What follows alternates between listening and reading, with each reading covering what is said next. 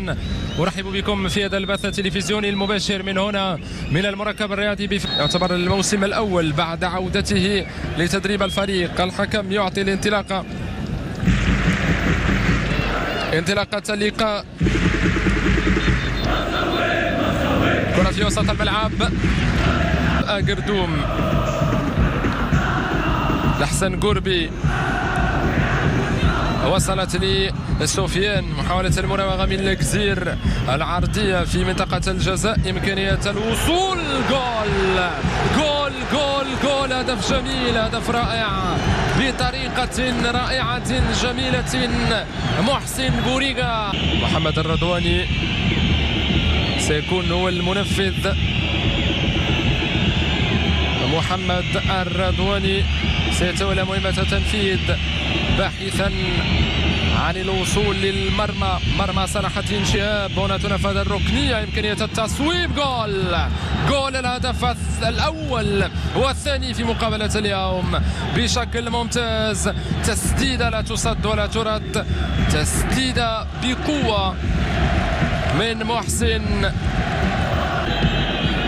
يعتبر هذا الموسم هو الثاني بالنسبة له بخميس المغرب الرياضي الفاسي. محاولة المراوغة، عماد الرياحي، محاولة التمرير.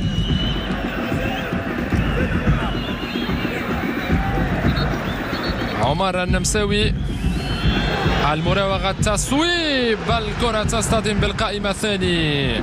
فرصة أخرى من الفرص السانحة للتسديد. دوسي في الوقت المناسب. بعد ذلك بوريغا، سفيان الجزير.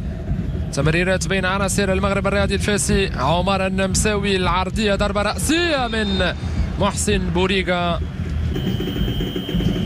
يوسف أجردوم، أو نعم يوسف أجردوم.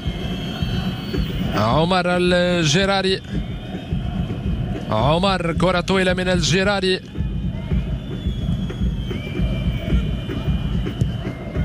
العرضية، فرصة، ضربة رأسية، حارس المرمى، الهدف. جول، الهدف الثاني، الهدف الثاني للمغرب الرياضي الفاسي في آخر اللحظات.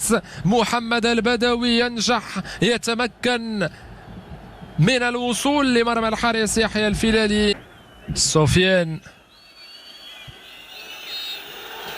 وفي هذه الأثناء الحكم جلال جيد يعلن عن نهاية اللقاء بفوز المغرب الرياضي الفاسي أمام المغرب الرياضي التطواني.